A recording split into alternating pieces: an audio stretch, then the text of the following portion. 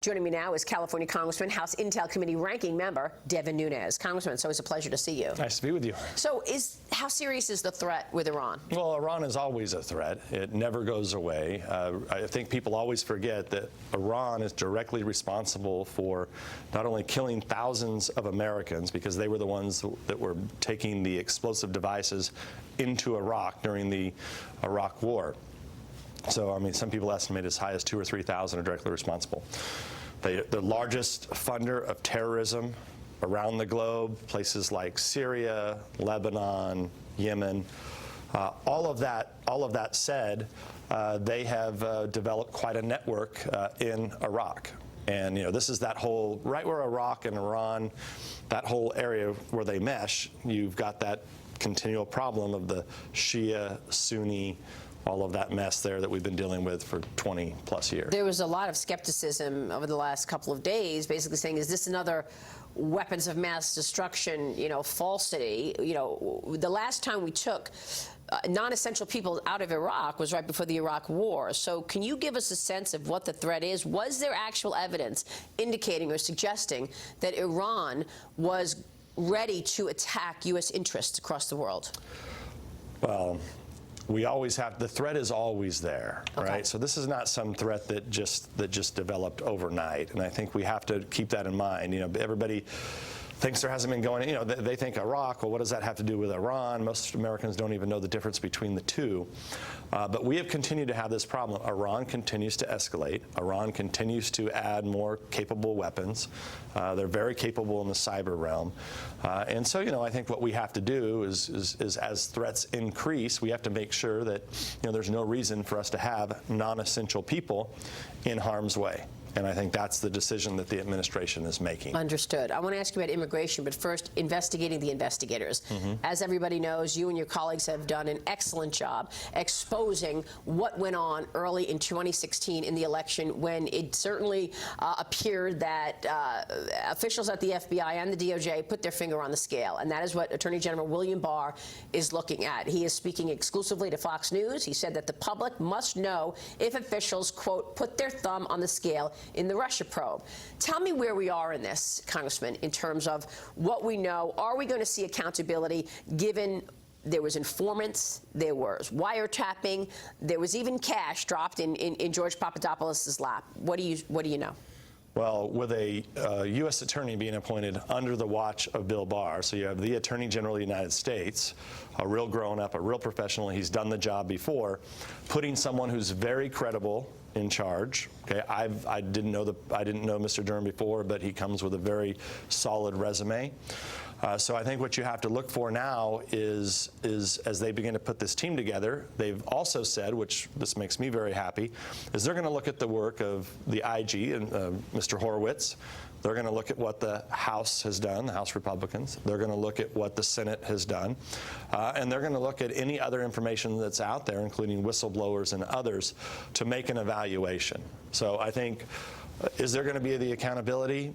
Yes. And I think what Bill Barr is saying is he's not jumping to any conclusions, which he should not, right? He's just became the Attorney General. He wants to have an entire assessment of how this began. Now, that we've made criminal referrals. Those Attorney General is well aware of what those are.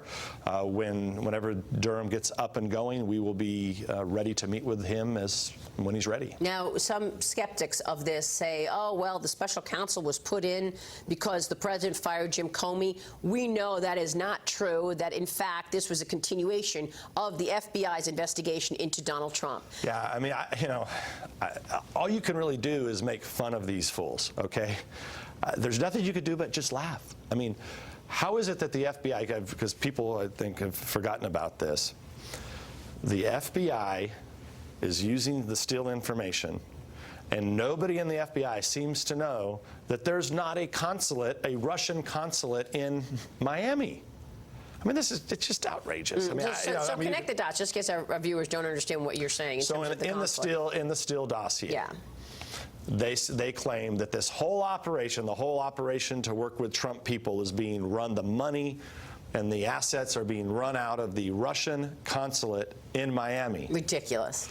There's not one. Yeah. Now, I didn't pay up to $40 million for the Mueller team, the Mueller dossier team, to write a report that was, number one, based on news reports. I mean, how laughable is that? If I would have put a report out when the Republicans put our report out, can you imagine? This is based on Yahoo News. This is based on Mother Jones. Meanwhile, they leaked those stories to Yahoo News. And in some cases, it was their own story, so it's circular reporting. So you've got that going on in the Mueller report. And then the Mueller report doesn't even mention that, hey, there is no Russian consulate in Miami. So, it appears the only ones that know about a Russian consulate in Miami is Christopher Steele and the Mueller dossier team. Meanwhile, as the public had their hair on fire for 2 years, speculating that Donald Trump colluded with the Russians, you got John Brennan, the former CIA director, saying that Donald Trump committed treason. Which is extraordinary that he's using his title to go around and make these claims, which now, of course, we know officially was nonsense. Are we going to see accountability for some of these guys, do you think? Brennan, Comey, Peter Strzok? Well, all of those guys are... There's a lot of laws here that I think we're concerned with. Number one, lying to Congress. Did you lie to Congress? Number two, did you leak information to the media? I think another important one is, did you obstruct our investigation? Right? Because people forget this information that came out just recently is that there's emails that are sitting. I think John Ratcliffe probably has talked. I think he talked about these on your show, yes, on your Sunday Futures show. There are emails that were at the FBI that were pertinent to our investigation, interviews with Christopher Steele, who wrote this dossier that started this whole mess, or one of the reasons for starting this whole mess.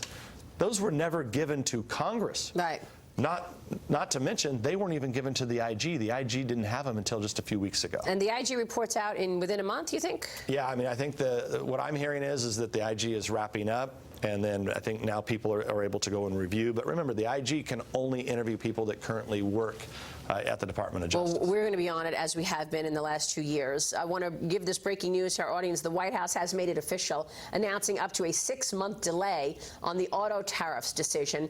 A little breathing room for some people who are looking at Europe and Japan, and with worries that those imports are going to be tariffed. The White House has made it official. They will delay that and watch the situation for 6 months. I want to turn to immigration, Congressman, because President Trump unveiled a new immigration proposal, as you know, yesterday. Uses a merit-based point system. What was your takeaway of the president's plan yesterday?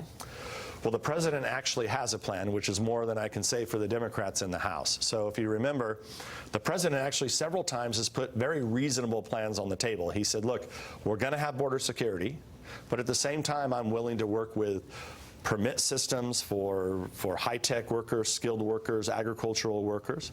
He's also said, look, I'll even take more dreamers than even Obama was willing to take. These are the kids that were brought here by no fault of their own. He's had multiple proposals. Now I think he has a very serious proposal.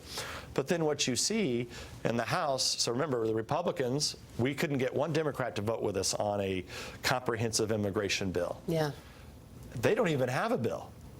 They have no bill. Well, in fact, I mean, you would think they haven't been in power for all this time. They've been making all these promises, playing identity politics, telling all these people out there, oh, all the Latinos, you vote for Democrats, we're going to make all these people legal as long as you vote for us. They can't even get a bill out of a committee, much less out of the House. Yesterday, Nancy Pelosi said she never said that it wasn't a crisis. We want to show you this soundbite from the Speaker of the House in January, and then what she said yesterday. Watch this. The president's manufactured crisis. President Trump must stop holding the American people hostage, must stop manufacturing a crisis. We have never not said that there was a crisis. There is a humanitarian crisis at the border. Yes, it is a crisis. We've always said that it gets to be more of a humanitarian crisis. So she said William Barr lied. Was that a lie? Well, who's lying? The American people, I think, are getting to, for those of people who remember back when Nancy Pelosi was first speaker, this is why she was thrown out, right? So they were ineffective. They couldn't tell the truth. And this is another prime example of it. There is an absolute crisis not only at the border that's being made worse by Cubans and Venezuelans and all these other people now that are coming forward. This isn't just people across the border in Mexico anymore. Yeah. These people are coming from all over the world. The other crisis is that, we need to fix this system. There's a need for skilled workers in this country, right? People that are highly educated. That's right. Or people that will do complicated agricultural work. So it needs to be fixed, and right now I don't think Nancy Pelosi is going to do it. So any chance any immigration reform gets done before the 2020 election, or is this just politics? I can't imagine it's anything but politics, Okay. because they don't even have a bill. Real quick, your reaction to the White House delaying these auto tariffs. A lot of people were worried about these tariffs that were going to be put on vehicles in particular. Well, this is another important point that goes back to Pelosi. We have this deal ready to go, the Mexico-Canada agreement, okay? We need to get this done and passed. It's ready. And it's an improvement. It's improvement for all of America. This should be voted on tomorrow, and it should get 400 votes on the House floor. She's not bringing it to the floor.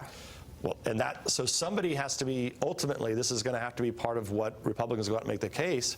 Here you have a president, ran on redoing NAFTA, gets it done. It's better for labor. It's better for the environment. There's even things in there that a conservative like me doesn't even like. But I see the benefits overall for the economy. So I think at the end of the day, it's just another example of the Democrats. We're reliving what happened. Americans are getting to relive why they were thrown out of power 8 years ago or whatever it was. Congressman, it's good to have you on the program. Thank you. Great Thank to you meet in so person. much. Devin Nunes joining us.